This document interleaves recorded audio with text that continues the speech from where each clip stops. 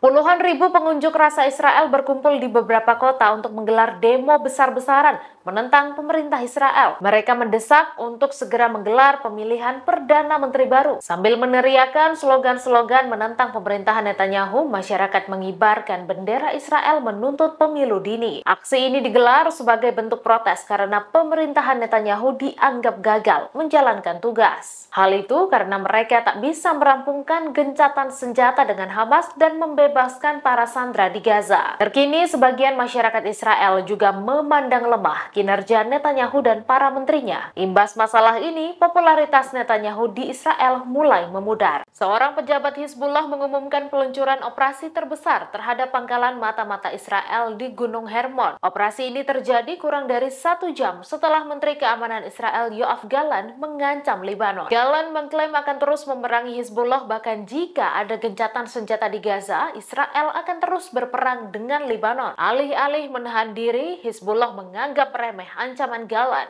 Hizbullah melancarkan serangan drone terhadap pangkalan mata-mata milik Israel. Serangan itu diklaim menyebabkan hancurnya perangkat yang ditargetkan dan memicu kebakaran besar. Pangkalan itu mencakup sistem elektronik, spionase, intelijen, dan teknis milik Israel yang dianggap paling maju di dunia. Wakil Menteri Tenaga Kerja Palestina Ihab Al-Gussein tewas dalam serangan udara Israel di kota Gaza pada Minggu 7 Juli. Al-Gussein terkena bom yang dijatuhkan pesawat Israel. Ia sebelumnya menjabat sebagai juru bicara Kementerian Dalam Negeri yang dikelola Hamas di jalur Gaza. Ia tetap mengabdi meski ada bahaya yang mengancam karena istri dan anaknya juga menjadi korban. Diketahui banyak orang penting Hamas terbunuh dalam 9 bulan terakhir. Perdana Menteri Israel Benyamin Netanyahu bersikeras bahwa setiap kesepakatan gencatan senjata di Gaza harus memungkinkan Israel untuk melanjutkan pertempuran sampai tujuannya tercapai. Menteri Luar Negeri Arab Saudi Pangeran Faisal bin Farhan mendesak negara barat segera menjatuhkan sanksi terhadap Israel dan para pejabatnya. Mewakili kerajaan Arab Saudi, Farhan mengecam keras penjajahan Israel di jalur Gaza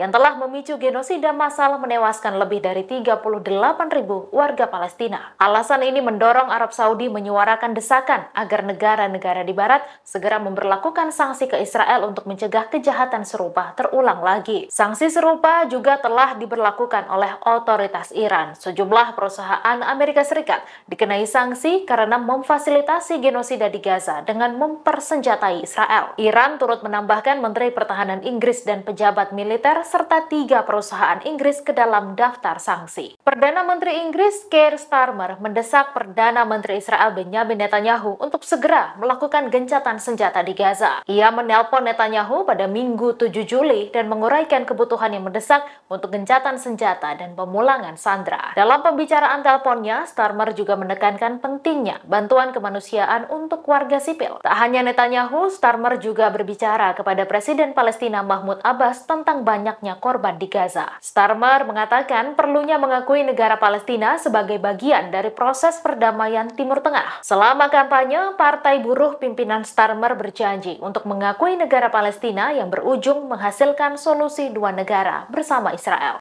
Download Tribun X sekarang, menghadirkan lokal menjadi Indonesia.